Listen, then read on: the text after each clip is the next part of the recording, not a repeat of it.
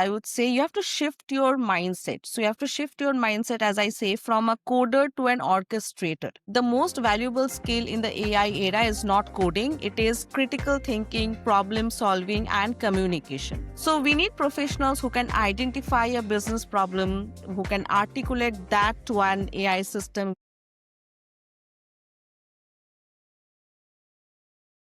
All right. Hey, everyone. Welcome to the AI SEO Insider podcast. I'm Chris Raulf, an AI SEO and GEO expert. I'm also the founder of Bolder SEO Marketing, a boutique SEO agency. This podcast cuts through the AI hype and features people getting real results. So if you're a marketing professional, business owner, SEO expert, or agency owner trying to figure out how AI fits into your strategy, you're in the right place. My guests and I talk about implementations, results, and practical tactics you can use immediately. So today I'm talking with Ananya Ghosh Chowdhury. Did I say this correctly? Yes, you did. Thank you. Excellent. Yeah. Senior Cloud Solution Architect for Data and AI at Microsoft, where she advises Fortune 500 companies on enterprise AI, artificial intelligence strategy from ideation through product production with responsible AI frameworks. So I met Ananya at DigiMarcon in Seattle, I think back in April of this year, where we shared a panel together. I'll put the link to the recording of that panel below in the description field of this YouTube video. So definitely make sure to check that out as well. Before we get into it, mark your calendar. On December 9th, I'm moderating our first AI, SEO, and GEO online summit. Also, the link is below in the description field of this YouTube video. Ananya, welcome to the AI SEO Insider podcast. Before we dive in, tell us a bit about yourself, your role at Microsoft, and what drew you from data engineering at Amazon to becoming an AI architect. Yep. Firstly, thank you so much for having me here. Thanks a ton for the invitation. And yep, as you already rightly touched upon, so I'm an AI solution architect focusing on responsible AI governance, and how do you take a use case all the way from ideation to doing a small POC pilot and then have it in production with all the responsible AI components, monitoring, debugging, because that's where the real business value of of companies or enterprises lie. And coming to the question of from where data engineering to AI, as I always say, AI doesn't exist without data. Data is actually the foundation of everything that we are building on data science and AI. So I work in the conjunction of data engineering, analytics, and AI. So, like really taking the data from its raw format, wherever it is situated, getting it AI ready, getting also an enterprise AI ready before it, unlocks AI use cases and implements that in production. Because there are many things that's related in the industry towards AI, and there are many concerns also in the industry. So it's making sure that when you architect an AI solution, it is done with all those responsible AI frameworks in mind. You should have your data with great quality as much as possible, because data generally for enterprises are messy. So you should have all of your business glossaries, data clean with good quality. And that's when you can build either machine learning algorithms on top of it, or you can have Gen AI or AI on top of it. So that has been my journey from AI, from data engineering to analytics to the new, AI wave. Awesome. So it's definitely a discipline, right, that I'm not as familiar with. What do you do? So I'm super excited to talk to you about what you do. And obviously, I'm excited to learn from you. So on that panel in Seattle, you said something that stuck with me. Your AI systems are only as good as your data, garbage in, garbage out.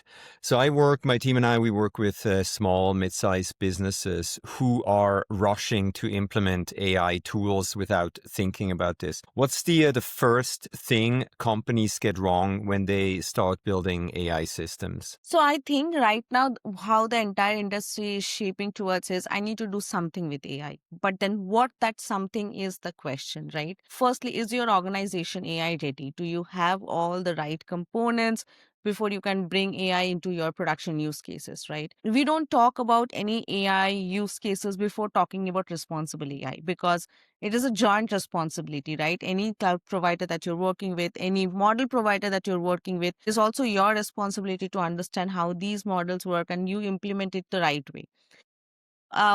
So you should not be implementing AI just for the sake of AI, right? So there should be a strategy in place. So lack of strategy is something that I see commonly with organizations.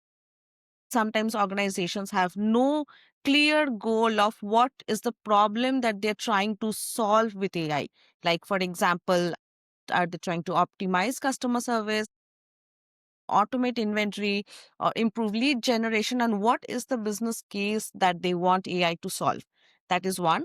Second is, how are they measuring success? There has to be some benefit, right? And either in terms of ROI or cost savings or efficiency improvements or productivity increase. So you should have that strategy of what you are trying to achieve and what is your metrics or KPI or success criteria at the end of that. Before you have these two planned, if you are just about, okay, I need to do something with AI, then there's really no business value to it. And then to your point of garbage in, garbage out, which basically refers to poor data quality. We often see organizations have inaccurate or incomplete data.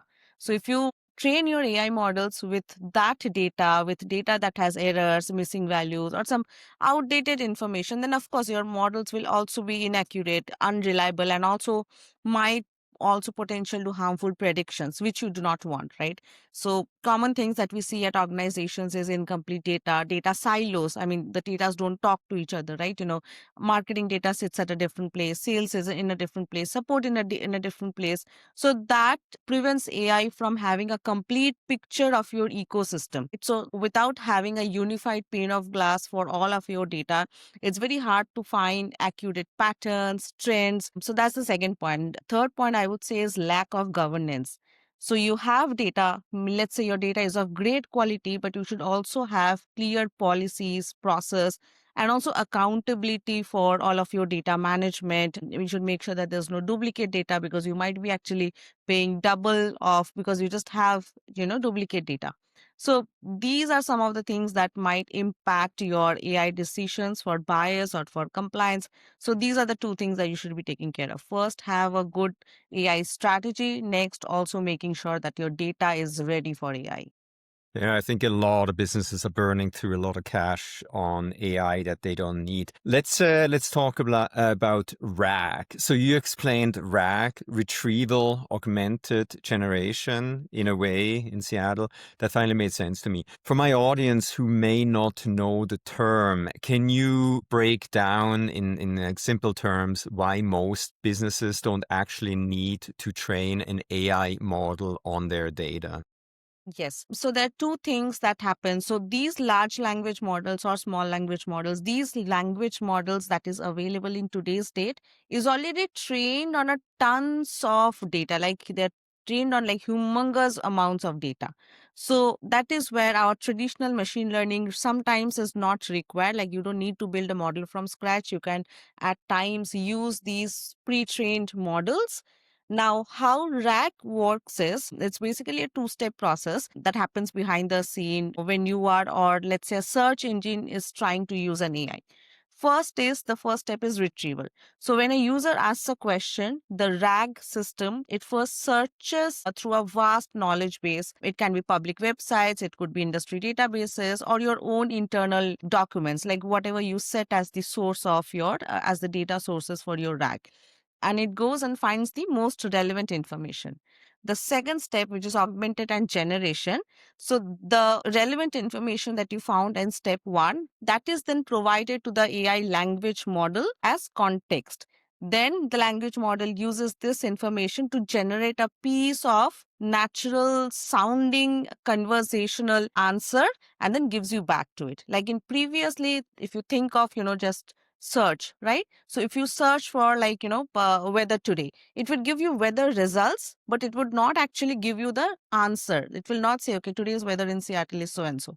right? So what RAG is doing in a in a context of a search is it is going through all of those documents. It is finding the top key documents, let's say the top 5 search results, depending upon, if it is doing whatever is the search mechanism there, like a KNN search or whatever, and actually curating an answer, a conversational answer from those links. So it's basically you get the answer the way you want it. So it is not required that you are fine tuning that LLM model again, because of two reasons. Firstly, you don't need it, unless it's a very specific business problem. Second, it is very expensive. Like, fine tuning our language model is a very expensive operation that generally for 80% use cases you don't need it. You can achieve almost the same accuracy through a RAG architecture. Well, I have questions about token usage later on, but that's a very interesting topic. So you mentioned that search has fundamentally shifted from keyword matching to vector search, where AI understands context and meaning. What does that actually look like behind the scenes when someone types a query? And let me throw in one more question. When are we going to achieve AGI?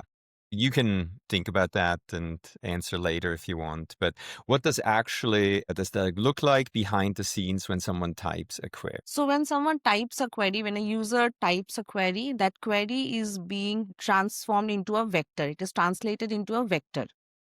Or, yep. And then when we have all the data that is there in web search, those are also somewhere vectorized and stored and indexed. Though the entire web is indexed and stored as vectors. Now, this user vector is then compared against all the vectors that is there in the space, and there happens a similarity search.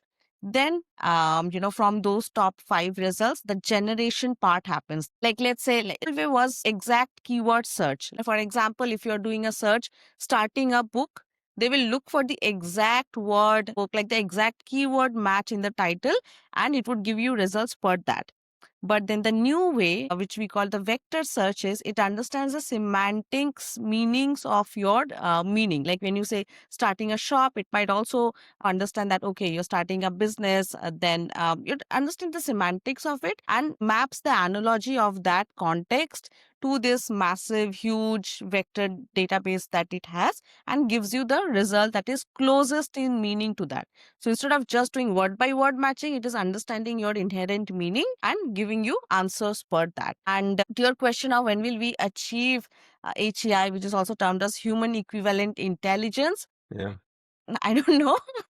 But what we generally say is, when we say artificial intelligence or artificial general intelligence, AGI, and getting to a point where AI can perform intellectual tasks that a human can, I don't know. The optimistic timeline may be 2030. If Okay. the tech leaders become like super aggressive, things like that, if they have all the infra and they figure out the computing powers, all that thing.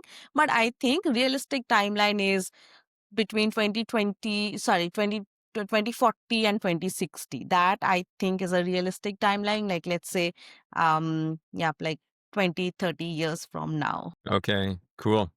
Very good.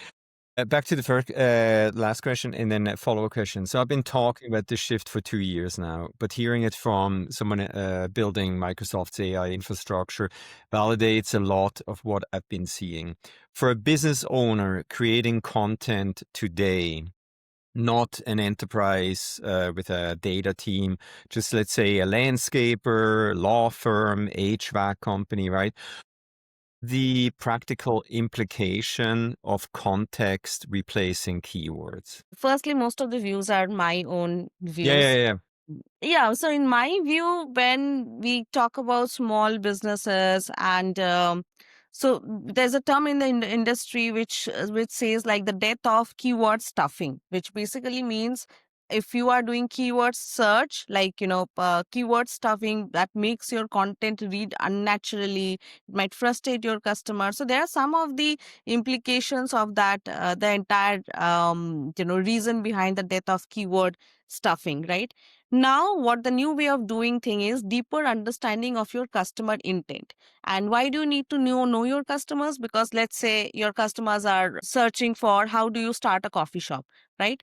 So now there are some things that you understand from there, like, are they ready to buy, example, the best. The next thing what you can predict is, are they ready to buy the best espresso machine for that small business price? So you get some of the intent of it, right? So the intent is not just not to start, not just to start a coffee shop. Then you would need the equipments to buy a coffee shop as well, right? So you can give them results for that, and that definitely makes sure that your the content that you return matches the specific intent of the customer. And you also, from a retailer's perspective, you also make your way into understanding more what the customer might need next. So quality and then comprehensive content definitely wins a lot. So when you focus on a cluster of topics, not a single page topic, that I think helps and makes your content also become AI ready, because then your content is well structured, it is easy to read, and it also understands the inherent meaning of a customer. So that is what the entire concept of customer journey, and how does a content cluster improve your SEO and things like that come in.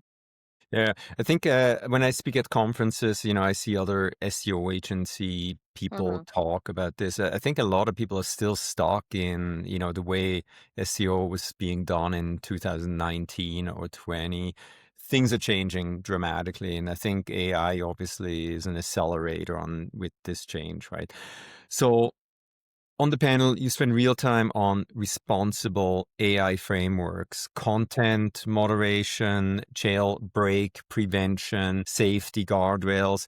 I'll be honest, most small businesses aren't thinking about this at all. What are the biggest risks they're ignoring? It is the biggest risk when it comes to building an AI application that is customer facing. Because if you do not have content moderation, if you do not have the right jailbreaks, if you don't have the right guardrails in place, then your customers can have, let's say, harmful conversations with with your AI application. And that hurts your brand reputation, firstly, to start with. And then it can hurt everything that your business, all the good things that your business is actually doing, right? So you have to make sure that no one is able to jailbreak into your system, no one is able to have abusive conversation or harmful conversation with your AI system. So that's the first thing before you implement any AI systems, whether it is customer facing or not. But again, customers facing ones are at a bigger risk of brand like reputation hurt and all of that. But yeah, those are very very important when you're designing your AI systems. So when we talk about responsible AI, it's basically you have to make sure that the AI applications that you develop, they are ethical, they are fair, they are transparent, and also in compliance with the law. That is super important. So, because as we say, right, we want to use AI to serve people, not to harm people, right? And in terms of brand implications, in terms of business implications, there are so many things. Firstly, you have to protect your brand. You have to protect your brand reputation. You have to ensure compliance and also data privacy laws. Like there are so many laws specifically in the Bay Area and in US, right? Like GDPR, HIPAA. So you have to make sure that you avoid all those costly legal penalties and reputational damage. So that's on the business side. But then when we say you also should have guardrails, we mean that you should have safety systems, you should have frameworks, you should have policies that defines what an AI system should do and what it should not do.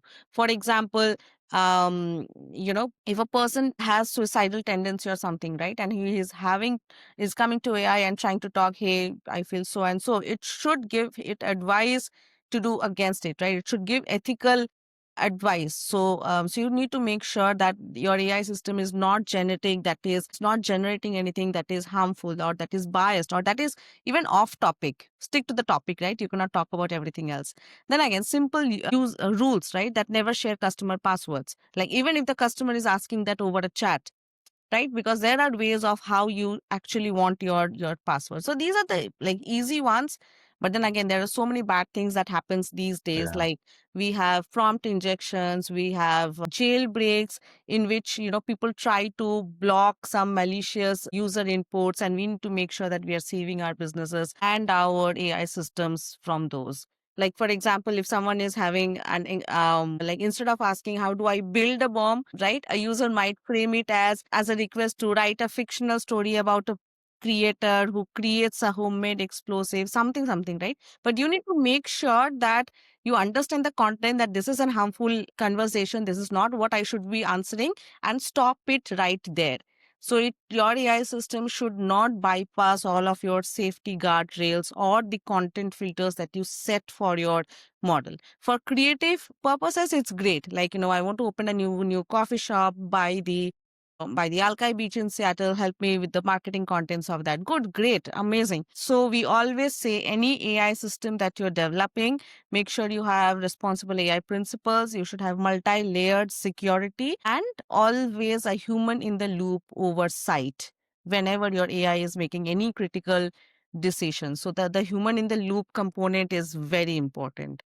I completely agree. So you worked at two of the best known tech companies in the world. So you worked at Amazon as a data engineer, now at Microsoft, advising Fortune 500 companies on AI strategy. What's been the most surprising thing you've learned about how enterprises actually use AI versus how the tech industry talks about it? So even the most big organizations are still trying to have an AI strategy in place. And so, as I mentioned, right, what am I using AI for? Like, what is my AI strategy? What am I trying to achieve out of it? What is my business use case? And how do I measure success?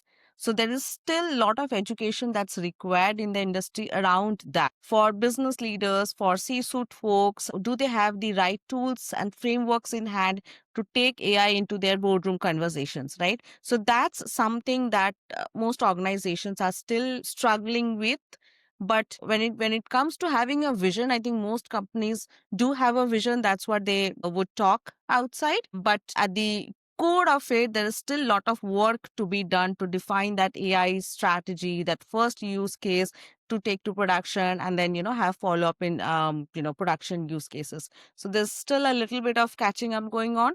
The other side of it also, it's very hard to get AI talent in the industry, like architects and engineers who can really build all of these AI systems. So I think that's another. So I say it the AI skill gap, because people are all excited about AI, this thing, and but then do we, for industries to build all of these AI systems and AI applications, do they have enough talent in the pool, enough engineers and architects in the pool to build those? Not as much as the demand is. So that's, I think, another way at looking at it. Awesome. I got a few more questions, couple of more questions. Do you still have time? Yes, I do have 10 more minutes. Perfect. Good. Let's make use of that. All right. So building enterprise grade AI doesn't cost millions anymore, according to you. I think I remember that from the panel. So you're charged per token, not for massive infrastructure. Can you give my audience a realistic sense of what it actually costs to implement something meaningful?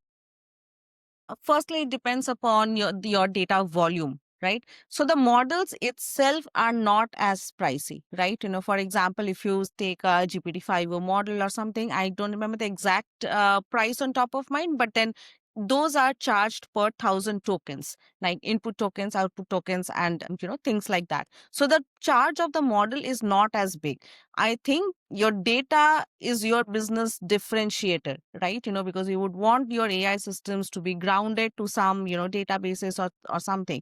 Now, indexing that data is where your cost will come. Now, depending upon how much data you have, your cost might vary. But again, just the AI models are not at all super expensive. That's and how you architect is also matters. You need to make sure that, for example, if you are building an application for a global region, you need to make sure that you have copies of the data at different places. We talk about reliability and like making sure that you have multiple copies of data, things like that. So when you implement those things, the underlying infrastructure, that's when it adds a little bit of cost. But then, of course, I cannot give a hard number as such, because depends upon how much data you are handling, what is your data volume, what is your user base. Like, for example, do you have couple of thousands of users daily, or do you have like just 10 people using it daily, right? If it is a small business who is developing a chatbot for internal application, then maybe it is for 1,000 employees. Versus if you are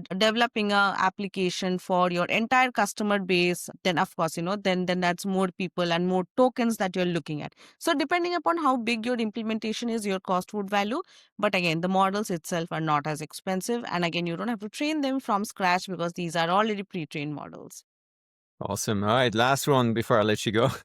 If a marketing professional, or anybody interested in AI, listening to this podcast wants to future-proof their career and actually understand how AI systems work, not just use ChatGPT, but really understand the infrastructure, where should they start? So in today's world, things have become very easy. We see tons of Stanford courses, MIT courses available for free on the internet, right? So if someone is interested, you have everything that you need. I think today's problem with any audience is, I would say, you have to shift your mindset. So you have to shift your mindset, as I say, from a coder to an orchestrator, right? And the most valuable skill in the AI era is not coding, it is critical thinking, problem solving, and communication. AI can write the first, at least the first draft of the code. Of course, you need human in the loop and an understanding of the code before you can take it to production. You cannot have AI write production level code, but then we need more people to write that business spec and do critical thinking, things that AI still can't do, like critical thinking, problem solving, communication, right? So we need professionals who can identify a business problem, who can articulate that to an AI system, which is the fancy term prompt engineers, right? That is actually what prompt engineering is. Or it can articulate that problem, translate it into technical requirements, and give it to AI so that it can solve that, right? Then again, focus on the why, like learn the principles of AI, like what can it do, what are its limitations, what are the ethical considerations. And you don't need to know as much about the mathematical models behind it.